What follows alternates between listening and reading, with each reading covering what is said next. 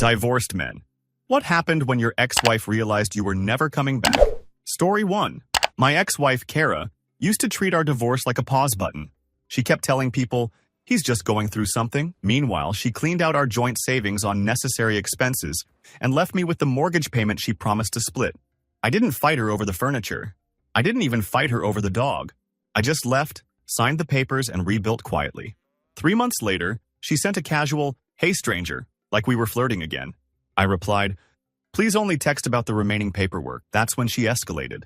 She showed up at my job with coffee and this rehearsed laugh, then tried to slide her hand into mine in front of my coworkers. I stepped back. She whispered, "Stop being dramatic. You'll miss me." I didn't raise my voice. I just said, "Kara, I'm not coming back." Her face changed so fast it was scary. The next day, she posted a photo of us from our wedding with a caption about forgiveness. People started DMing me like I was the villain.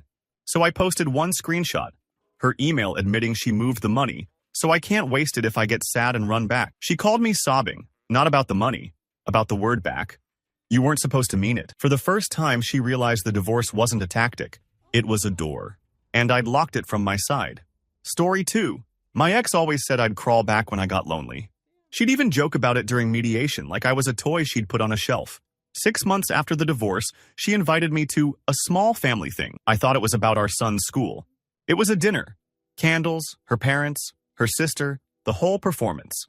Her mom hugged me too long and said, "We saved you a seat." My ex smiled like she'd already won. "So, we can just stop this madness, right?" I looked at our son, who was eating quietly, confused.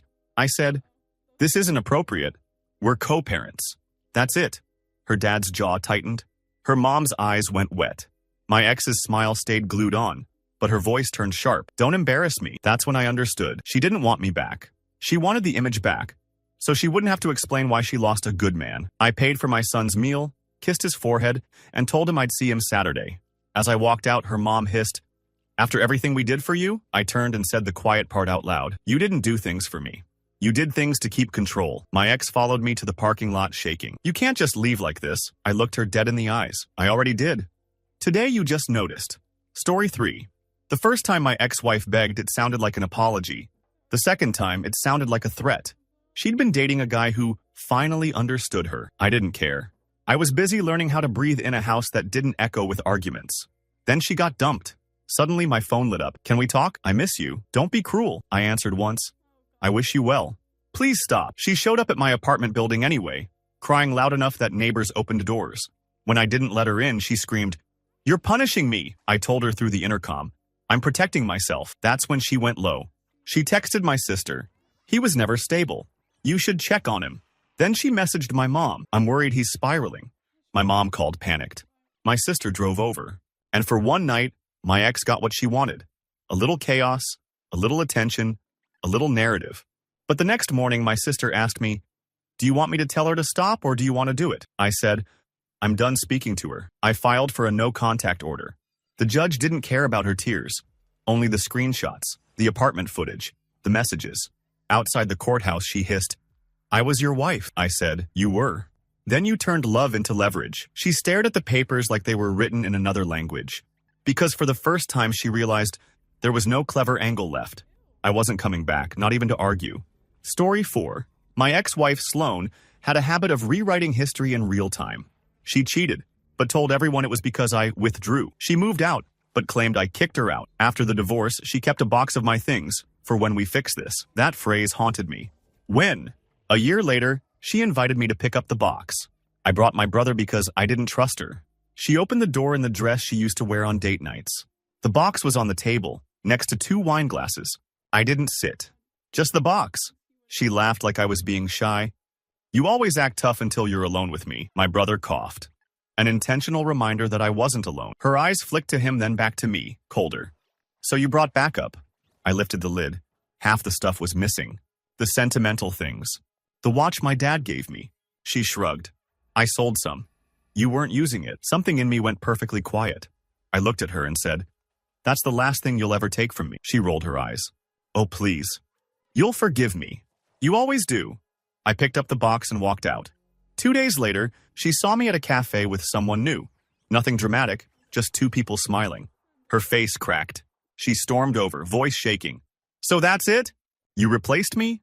I said, no. I returned to myself. She stood there, stunned, like she'd been waiting for a different script. The one where I beg, where she's the prize. But I didn't even stay for the scene. I paid, left, and let her finally understand. The when was never real. Story 5. Everyone thinks the moment your ex realizes you're not coming back is loud. Crying, begging, screaming. Mine was silent. We divorced after she convinced herself I'd never leave. She'd say it during fights.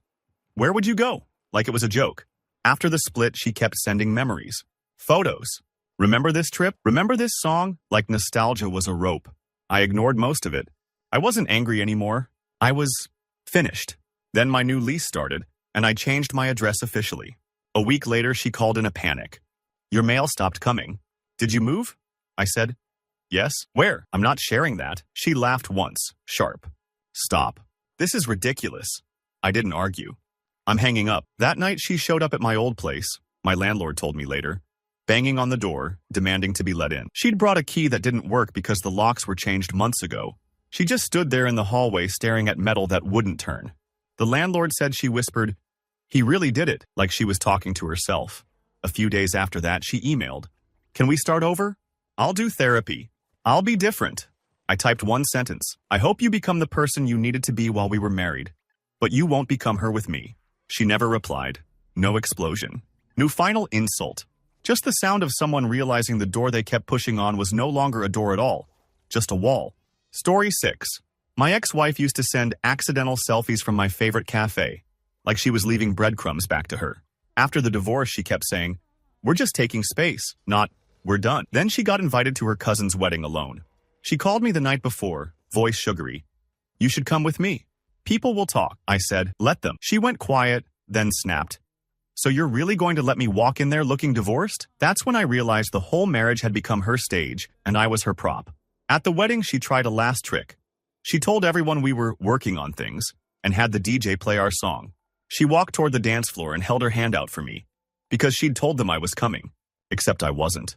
Her sister later sent me a video. My ex standing there under fairy lights, hand extended, smiling too hard, until whispers started. Then her smile melted. She looked around like the room had betrayed her. She texted me in all caps.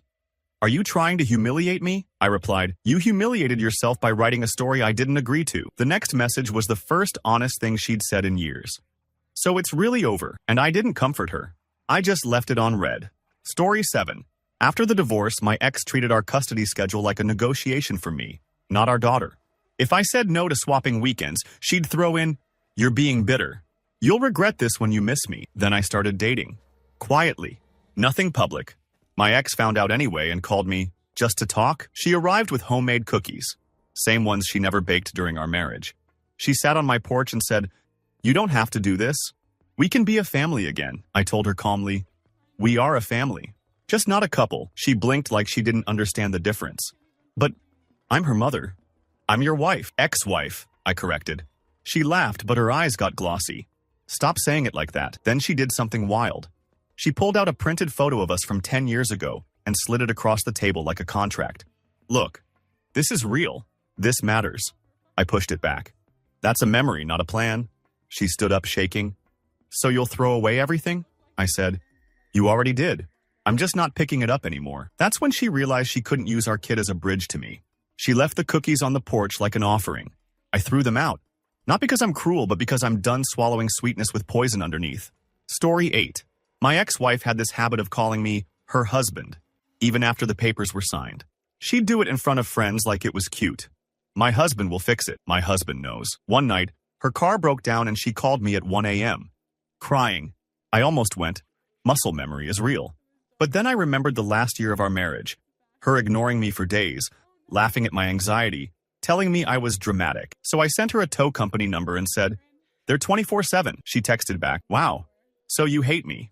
I replied, no, I just won't rescue you anymore. The next morning she came to my work, mascara streaked, telling the receptionist she was my wife.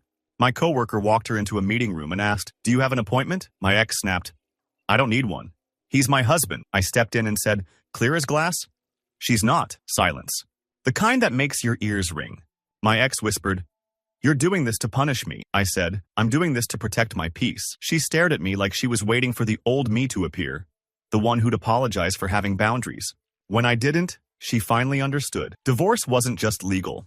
It was access revoked. Story 9. My ex-wife tried to win the divorce. She wanted the house, the friends, the story. I let her have most of it because I was tired.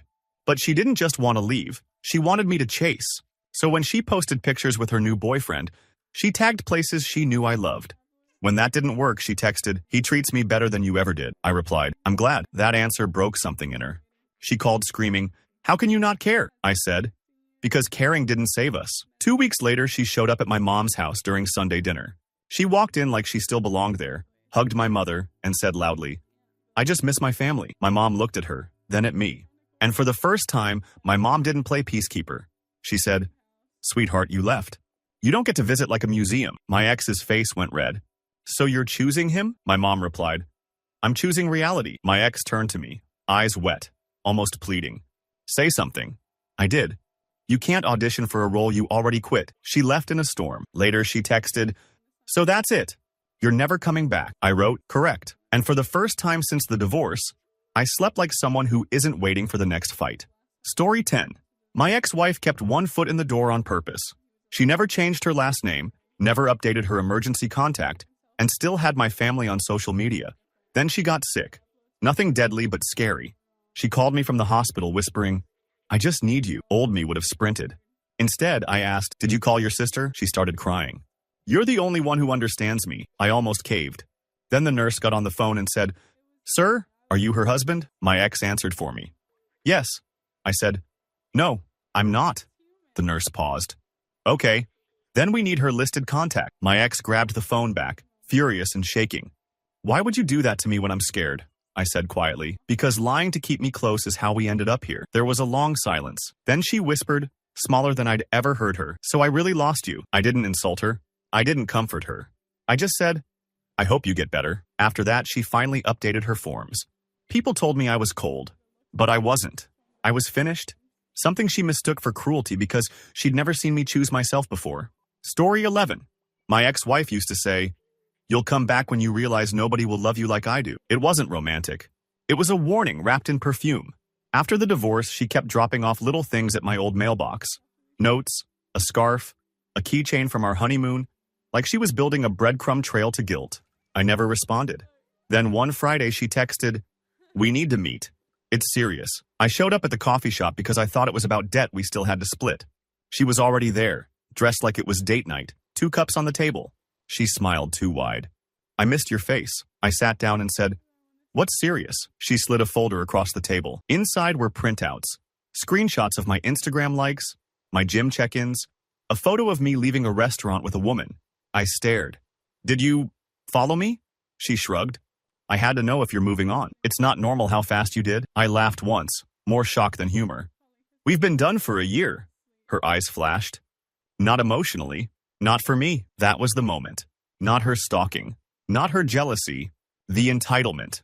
She still thought my life was a shared account she could access. I stood up, pushed the folder back. "Don't contact me again unless it's legal." She grabbed my wrist, nails digging in.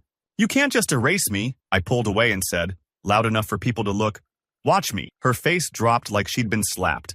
Because she finally understood. I wasn't ignoring her to punish her. I was ignoring her because she had no place left in my future. Story 12. My ex-wife didn't want reconciliation. She wanted control with a ribbon on it. After the divorce, she'd randomly Venmo me $5 with notes like, "For lunch," so she could text, "Did you get it?" If I didn't reply, she'd claim I was being hostile. Then she showed up at my cousin's birthday party, uninvited, carrying a gift and acting like she was still family. My aunt hugged her out of politeness. Everyone got awkward. She found me in the kitchen and whispered, "See? They still love me. This is fixable." I said, "You shouldn't be here." Her smile stiffened. "Don't embarrass me." I walked to the living room and did something I'd never done during our marriage. I told the truth, calmly, in front of people. "Hey everyone, quick thing. She and I are divorced. Please don't put her in the middle of family events anymore." You could hear the TV in the other room. My ex turned white. "Why would you say it like that?" I replied. "Because you keep pretending reality is negotiable." She started crying and ran to the bathroom. Half the room looked at me like I'd kicked a puppy. The other half looked relieved like someone finally turned off a buzzing noise. Later, she cornered me outside, furious. You made me look crazy, I said. You did that when you walked in here like nothing happened, she hissed. So you're really not coming back, I nodded. No. And you're not coming in anymore either. The next week, she blocked my whole family. People called it dramatic. To me, it was proof. She didn't want love. She wanted an audience. Story 13. My ex-wife's favorite weapon was nostalgia. Remember when we were happy, she'd say, right after doing something unforgivable. After the divorce, she called me on our anniversary, voice soft. I went to the place we first met, I cried. I'm not over you, I told her. We can't do this, she sniffled. Just meet me there. 10 minutes. I didn't go. So she went nuclear. She messaged my new girlfriend from a burner account and wrote, ask him why his marriage ended. He'll do it to you too. My girlfriend showed me and said, is this her? I didn't lie. Yes, we went to a lawyer the next morning. Cease and desist, harassment documentation, the whole clean, boring process that makes manipulators panic because it doesn't feed drama. When my ex got the letter, she called screaming, you're threatening me? After everything? I said, you threatened my future first. Then she did the thing she always did when she lost. She tried to flip the victim switch. I'm just scared of losing you forever. And I said the sentence that ended it. You lost me when you decided your feelings mattered more than my boundaries. Silence. Then a small, raw sound, like a laugh that broke. So it's real, she whispered. You're actually never coming back. I said, it's been real. You just didn't accept it. She hung up. No goodbye. A month later, she tried to post a vague quote about men who punish women for loving them. It got a lot of likes, but none from me. And apparently, that was the only one she truly wanted. Story 14. During our marriage, my ex-wife would pick fights right before big days. Work presentations, family trips, then act shocked when I looked exhausted. After the divorce, she still did it, like muscle memory. She'd text, we need to talk, always at midnight. Always with a storm emoji like she was a weather report. One night, I finally replied, no. Email if it's about paperwork. She showed up at my door anyway, pounding like the building was on fire. I opened it because I didn't want the neighbors calling police. She pushed past me like she still lived there.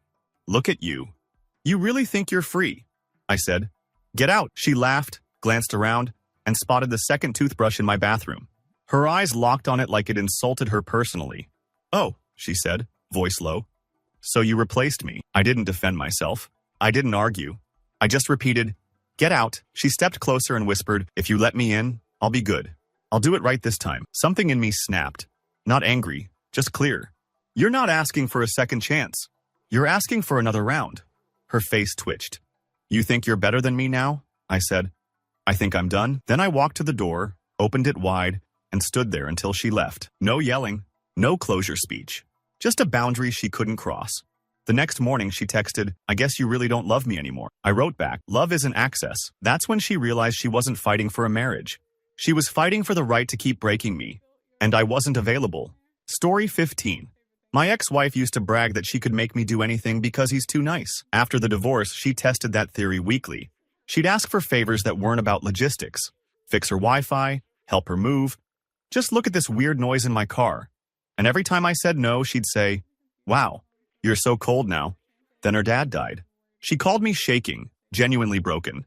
I showed up at the funeral because I'm not a monster. I stood in the back, quiet, respectful. After the service, she grabbed my arm like a lifeline. Stay with me tonight. I can't be alone. I hesitated. Everyone was watching. She knew that. I said softly, I'll call your sister. She should be with you. Her eyes narrowed through tears. So even now you won't choose me? I said. Not as your husband. That part is over. She looked at me like she couldn't process the words. Then, in front of her whole family, she snapped, you're abandoning me. People turned. Someone gasped. I didn't raise my voice. I just said, clear and steady, I'm not abandoning you. I divorced you. The room went dead silent. Her mom stared at her like she'd never seen her daughter without makeup on the truth. My ex's mouth opened, then closed. She finally understood. Grief wouldn't rewind time, and public pressure wouldn't bend me. Later that night, she texted one line. So I really have to do life without you. I replied, yes, and you'll survive. She didn't answer. But for the first time, she stopped asking. Story 16. My ex-wife kept my hoodie after the divorce and wore it in every Instagram story like a flag. People would DM me, bro, she misses you. She loved that. One night she called, slurring a little, I'm outside your place. I just want to talk. I looked out the window and saw her on the curb with that hoodie on, arms crossed like she was freezing and brave at the same time. I didn't let her in. I spoke through the intercom. You need to go home. She laughed. You can't just ignore your wife. My ex-wife, I corrected. Then she said the wildest thing. If you don't come down, I'll tell everyone you're the reason I drink. I felt my stomach drop. That old instinct to fix her tried to wake up. Instead, I opened my phone and hit record. Say that again. She froze. What? Say it again, I repeated. Calm. Her face twisted. You're sick, I said. You're threatening me. She stumbled backward, furious, and screamed, I made you, so loud a neighbor's light flicked on. I said, no, you managed me. Big difference. The next day, she texted a long apology, the kind full of, I'm broken, and I'm scared. At the bottom, just tell me there's a chance. I replied with one sentence. There is no chance. That's when she realized the hoodie wasn't a leash. It was just fabric. Story 17. After the divorce, my ex-wife kept sending me invitations like we were still a couple. Her friend's engagement party, her boss's gala, even a baby shower. When I ignored them, she sent voice notes. It's weird going alone. It makes me look abandoned. I finally wrote, You're not abandoned. You're divorced. She showed up at my apartment 2 days later with a stack of old photo albums, eyes red. Let's just go through them. Remember us. I let her in for 5 minutes because I wanted proof I wasn't heartless. Bad decision. She opened the album to a picture of us laughing and tapped it like a lawyer presenting evidence. That's real. That's who we are, I said. That was a moment. She snapped the album shut. So what, you're just going to erase me? I pointed at the door. You need to leave. She stood up slowly, then did the thing she always did. She tried to bargain with intimacy. If you just hug me, you'll feel it. I took a step back. Don't. Her face changed, hurt to anger in a blink. Fine, she spat. I'll tell people you have someone else. That you cheated emotionally, I said. Tell them whatever you want. She blinked. That wasn't in her script. I opened the door and waited.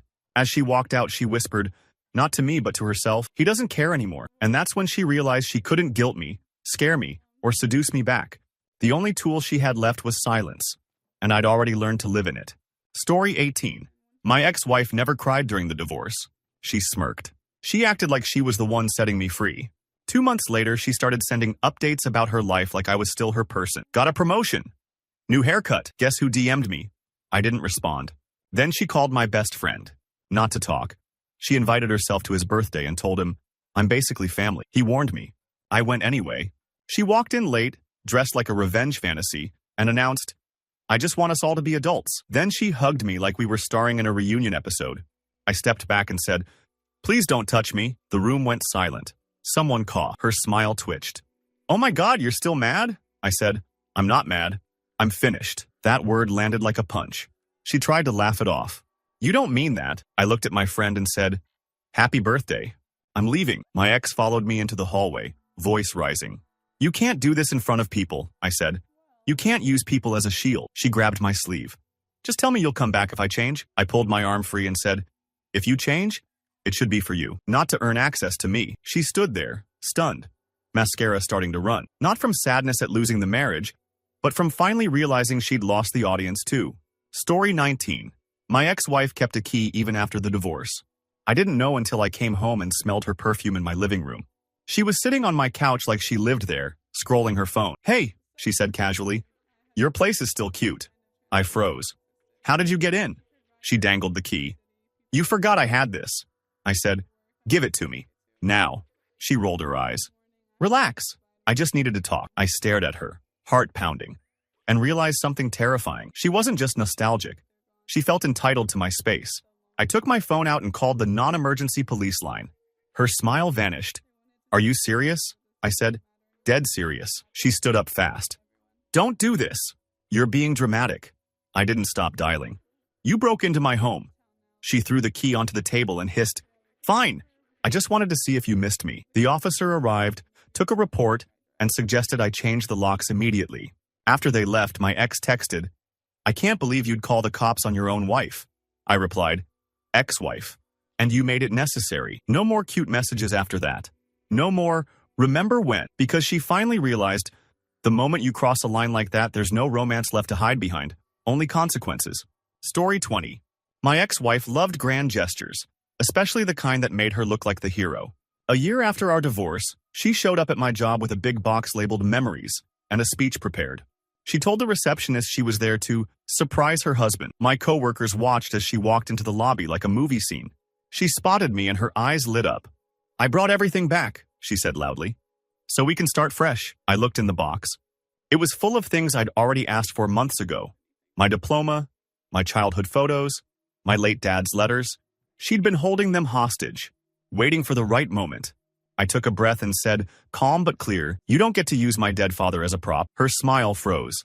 "Excuse me?" I lifted one letter.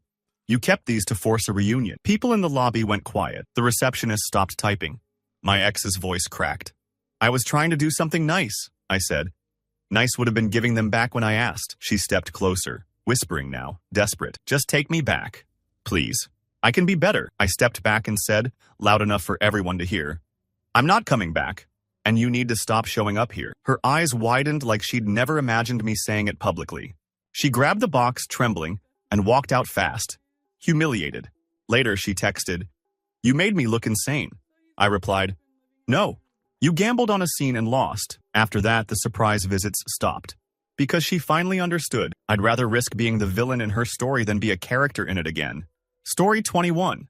My ex-wife used to say, "We'll always be family," but what she meant was, "I'll always have a claim." After the divorce, she'd still show up to my niece's birthdays, still sit with my mom at church, still comment, "Proud of you," under my posts like she owned a piece of my life. Then I got engaged. Quietly. No big announcement. Just a ring on my fiancé's hand and a photo with our dog. My ex called within 5 minutes. "Is this a joke?" I said. "No." Her voice went sweet in that scary way. "So, you're punishing me?" "I'm living," I replied. She showed up at my mom's house that night. My mom later told me she was crying on the porch saying, "He can't do this. We're not finished." My mom, bless her, looked her dead in the eye and said, "You're finished because he decided it." My ex texted me a wall of messages. How I moved on too fast. How I never loved her. How my fiancé was a downgrade. I didn't bite. I sent one line, "Do not contact my family again." She replied, "So I really have no place left." That was the first time her words sounded like reality, not strategy. She didn't apologize. She didn't wish me well. She just vanished from the comments, the birthdays, the church pew, and honestly, that silence felt like the real divorce. Story 22. My ex-wife thought I'd come back the moment she dangled forgiveness. The problem was I didn't want forgiveness. I wanted peace. She'd text me late at night. "I'll admit I was wrong if you admit you were cold," like it was a trade deal. One day she said, "Meet me. I want to give you closure." I met her in a public park. She arrived with a small gift bag and a look that said she'd rehearsed this in the mirror. She handed me the bag. Inside was my wedding ring. "I kept it," she said. "In case you remembered who you are." I stared at it, then said, "I sold mine months ago." Her face went blank. "You... what?" "I sold it," I repeated. "I used the money to pay off the last of the credit card debt." She blinked like I'd confessed to a crime. "You weren't supposed to do that." That's when it hit me. She didn't keep the ring because it mattered. She kept it because it was a symbol she could pull out when she wanted to tug me back into orbit. I handed it back. "Keep it, or sell it. Doesn't matter to me," she snapped. "So our marriage meant nothing?" I said. "It meant something. It just doesn't control me anymore." She started crying. Real tears, I think. Then whispered, "So you're never coming back?" I stood up. "I came today to say goodbye, not to negotiate," and I walked away while she held the ring like it had stopped being magic. Story 23. My ex-wife loved emergencies. If she could make me rush, she could make me care. After the divorce, every few weeks there was a crisis. Her sink, her internet, her tire, her anxiety. The moment I helped once, she'd act like it proved something. "See? You still love me." So I stopped. Then she called at 2 a.m., sobbing. "I'm scared. Someone's outside." My heart jumped. I asked, "Did you call the police?" "No," she whispered. "I called you." I said, "Call them. Now." She started crying harder. "Why are you doing this? You used to protect me." I kept my voice steady. "I'm not your husband," she hissed, suddenly furious. "So you really don't care if something happens to me?" I said, "I care that you're safe. I don't care to be manipulated." There was a long pause, then a softer voice. "If you don't come, it means it's over for real." I said, "It's been over." The next day, her neighbor called me. "She told everyone you abandoned her last night." I asked, "Was there someone outside?" He sighed. "No. She was drunk and yelling your name into the hallway." That was the moment it clicked. She wasn't in danger. She was just trying to recreate a role where I'm the hero and she's the reason. I blocked her number and sent a single email. Use 911 for emergencies. Use our parenting app for logistics. She never called again. Probably because the only emergency she couldn't handle was the one where I didn't show up. Story 24. My ex-wife hated that I looked fine after the divorce. She wanted visible suffering, like proof she mattered. So she started showing up at places she knew I'd be. My gym, my grocery store, even my barber. Always, coincidentally, always with that little sad smile like she was giving me a chance to be noble. One day she waited outside my gym and said, "Can we talk for 5 minutes?" I said, "No." She followed me to my car anyway. "Why are you so angry?" "I'm not," I said. "I'm done." She scoffed. "That's what angry men say." I opened my car door and she leaned in, whispering, "If you don't come back, I'll tell people you were abusive." "You think they'll believe you over me?" My blood went cold. I shut the door gently, looked her in the eyes and said, "Say that again on camera." Her face flickered. Panic, then rage. "You're recording me?" "Yes," I said. "And I'm sending it to my lawyer." She stepped back like I'd turned into a stranger. "You'd ruin me?" I said. "You tried to ruin me." "I'm preventing it." She started crying instantly. Perfect switch, practiced. I was just hurt. I didn't comfort her. I didn't argue. I drove away. 2 days later, she emailed, "I'm sorry. I didn't mean it." I replied, "Threats are choices." After that, the coincidences stopped, because she finally realized there's no coming back when the mask slips in daylight. Story 25. My ex-wife kept calling my apartment our place, even though she'd never seen it. She'd say, "How's our neighborhood?" Like she was trying to move into my life through language alone. Then my lease ended and I bought a small house. Not fancy, just mine. I didn't tell her. She found out from a mutual friend and lost it. She called screaming, "You bought a house and didn't even tell me?" I said, "Why would I?" "Because I'm your family," she shouted. "No," I said. "You're my history." She went quiet, then switched to tears. "So you really replaced me?" I said, "I replaced chaos with quiet." She demanded my address for emergencies. I refused. A week later, a certified letter showed up from her lawyer claiming she had unresolved marital interest in my purchase. Total nonsense, but it told me exactly what game she was playing. If she couldn't have me, she'd try to have my stability. My attorney replied with proof. Separate finances, post-divorce timeline, no connection. Case dead on arrival. When she realized she couldn't touch it legally, she tried emotionally. She drove around the area until she found my street, then left a potted plant on my porch with a note, "Home should be us." I threw the plant away, installed cameras, and mailed the note back with 3 words, "Return to sender." That night she texted, "So I'm really not welcome in your life." I typed, "Correct," and felt the strangest relief, like the last invisible string finally snapped. Story 26. My ex-wife always kept a safety net, man. Not cheating, just collecting attention like receipts. After the divorce, she assumed I'd stay as her biggest receipt. She'd send me updates like a newsletter. "I'm in therapy. I'm cooking again. I'm finally the woman you deserve." Then she invited me to lunch, to show progress. I agreed because I thought it was about closing the last account we shared. She sat down and immediately placed her phone face up, camera pointed at us. I noticed. She smiled. "Just being transparent." 5 minutes in, she said, loud enough for nearby tables, "I forgive you for leaving." I blinked. "You forgive me?" "Yes," she said, nodding like a saint. "You were lost, but I understand now." That's when I saw it. She was recording a performance where I'm the guilty one and she's the graceful one. I leaned forward and said, calm and clear, "Stop filming me." Her smile froze. "I'm not..." I pointed at the phone. "Turn it off." People started looking. She panicked, grabbed the phone and hissed, "Why are you doing this?" I said, "Because I'm not your content." She whispered, "I just wanted proof you still care." I stood up. "Here's your proof. I care enough to leave." Her eyes widened. "So you're really never coming back?" I looked at her and said, "You don't miss me. You miss control." She sat there, stunned, while I walked out. No big speech, no fight, just the sound of her little plan collapsing in public. Story 27. My ex-wife tried to turn my friends into her friends after the divorce. She'd comment under their photos, invite them to her parties, even call them my boys like she'd won custody of the social circle. I didn't fight it. I just stopped showing up to places where she was. Then my best friend got married. He called me and said, "I need you there." "But she says she'll come." I told him, "It's your day. Invite who you want. I'll handle myself." At the wedding, she walked in wearing white. Not bridal white, just too white. Heads turned. She smiled like she liked the attention.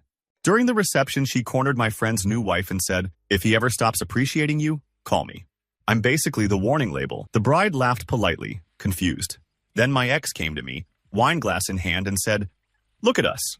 We belong at the same events." I said, "We don't belong anywhere together." She rolled her eyes. "Stop being dramatic. Everyone knows you'll come back eventually." I didn't raise my voice. I just stepped to the DJ table, asked for the microphone, and said, "Quick announcement. I'm leaving early. Congratulations to the couple.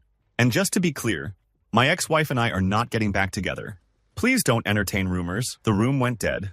My ex's face turned into pure horror. She hissed, "You're humiliating me." I handed the mic back and said, "No, I'm ending the story you keep telling." She stood there shaking, realizing the one thing she couldn't control was what I said out loud. After that, she blocked half my friends, not because they chose sides, but because she finally realized she'd lost the role she was auditioning for. Story 28. After the divorce, my ex-wife treated my kindness like an open tab. If I answered a text, she'd push for a call. If I took a call, she'd push for coffee. If I met for coffee, she'd push for one night on the couch. I finally stopped answering unless it was about our dog we still shared. One day she texted, "I need to talk." "It's about him." I called immediately. She was crying. "He misses you. He's depressed." I said, "Is he sick? Did you go to the vet?" She sniffled. "No, but he sleeps on your side of the bed." I went quiet.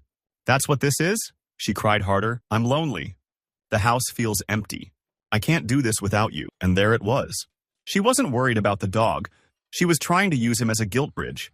I said, "I'll take him full-time." She froze. "What? If he misses me, I'll take him," I repeated. "I'll pay his food, vet, everything." Her voice turned sharp. "No, he's mine," I said. "Then stop using him to pull me back." Silence. Then she whispered, "So you really won't come back, even for him?" I replied, "I'll come for him. Not for you." She started screaming that I was heartless. But the next day, she dropped the dog off with a suitcase of toys. Because she didn't actually want the responsibility. She wanted the connection.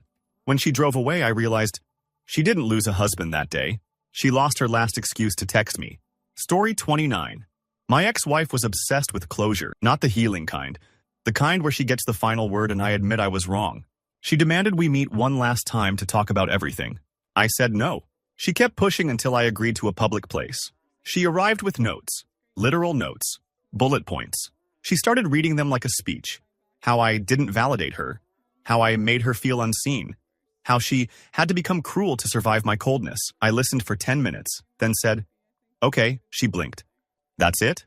You're not going to defend yourself?" "No," I said. "I don't need to." Her face tightened. "So you admit I'm right?" I shrugged. "You can be right. I still won't come back." It was like watching someone short-circuit. "That's not fair," she whispered. "If I'm right, you're supposed to regret it." I leaned forward and said, "You don't want closure. You want control. Closure doesn't require my participation." She slammed her notes on the table. "You're acting like I meant nothing," I said. "You meant something, but not enough to keep living like that." She stared at me, trembling, and asked the question she'd been avoiding. "So it's really done?" I said, "It's been done. Today is just the first day you're hearing." She left the cafe with her notes still on the table, like a script nobody would perform. Story 30. My ex-wife tried to buy her way back.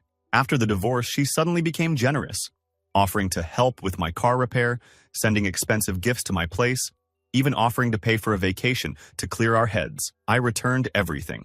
Then she sent one gift I couldn't return. She paid off a small old debt in my name and texted, "You're welcome. Now you owe me a conversation." My stomach turned. I replied, "Don't ever do that again." She called immediately, furious. "I just helped you. Any other man would be grateful," I said. "Help without consent is control." She went quiet for a second, then said, soft and dangerous, "So you'd rather struggle than come back to me?" I said, "Yes." She laughed like I was lying. "You'll break. You always do." I told her, "That man is gone." She whispered, "So I really can't buy you back." I said, "You never owned me." The next day, she emailed me an invoice, an actual invoice, for the debt she paid, with a note, "Since you don't want me, at least pay me." I forwarded it to my lawyer, paid the exact amount directly to the creditor, and sent her the receipt with one line, "Account settled. Contact ended." She didn't respond. Because when money, guilt, and kindness as a weapon all failed, she finally had to face the one thing she couldn't manipulate. I was never coming back. Story 31. My ex-wife loved accidental meetings. She'd show up where I jogged, where I shopped, even at the pharmacy, acting surprised like fate was shipping us. One night my neighbor texted, "Someone left a cake at your door." I opened it and there was a note, "I baked your favorite." Like old times. Call me. I didn't call. 2 days later, another package. This time a framed photo of us from our first apartment. Same handwriting. We were happy. Don't throw it away. I finally texted, "Stop leaving things at my home." She replied instantly, "Stop acting like I'm a stranger. I'm your wife." I wrote, "Ex-wife." Then she did the creepiest part. "I know you're home. Your lights are on." My skin went cold. I walked to the window and saw her car across the street. I called the police. Not to be dramatic, because the vibe wasn't romance anymore. It was entitlement with teeth. When the officer asked if she lived there, I said, "No. We're divorced." My ex started sobbing, telling them I was having a breakdown. She tried to make me look unstable in real time. But the officer looked at the messages, looked at her parked outside, and told her to leave. As she drove off, she screamed out the window, "You'll regret this." I texted back one final thing. "Do not come near my home again." She replied, "So you really mean it? You're never coming back." And for the first time, her words weren't a threat or a test. They were acceptance. Ugly, angry acceptance, but real. Story 32. My ex-wife didn't miss me. She missed the version of me who stayed quiet while she did whatever she wanted. After the divorce, she'd still call me to translate life for her. Insurance, taxes, emails from her landlord. She'd act helpless, then say, "See? You're still my person." I stopped helping. Then her car got repossessed. She called screaming, "This is your fault. You always handled money." I said, "You spent it." She started crying. "I just need a ride, please. I'll be good." I agreed to meet her in a public parking lot, only because I didn't want her stranded somewhere unsafe. She climbed into my car and immediately reached for my hand. "I missed you." I pulled my hand away. "Seatbelt." She laughed nervously. "You're acting like I'm toxic." I said, "You are." She went quiet for a beat, then said, "If you help me get back on my feet, we can restart." I looked at her and realized she still saw me as a resource, not a person. So I pulled into the nearest bus station and said, "Here, this gets you home." She stared at the building like I'd driven her to prison. "You're leaving me here?" I replied, "I'm giving you an option that isn't me." She burst into tears. "So you're really not coming back?" I nodded. "I'm not your safety net anymore." She slammed the door so hard my mirror shook. And later, when she texted, "I hate you," I didn't respond. Because hate is still a string, and I was done being tied. Story 33. My ex-wife used to threaten divorce whenever I set a boundary. So when she finally filed, she expected me to panic and beg. I didn't. I signed. Afterward, she started acting friendly, sending memes, asking about my day, telling me gossip like we were still partners. Then one afternoon, she called and said, "I'm pregnant." My heart stopped. "By who?" She paused, then said, "I don't know. But it could be yours." The math didn't math.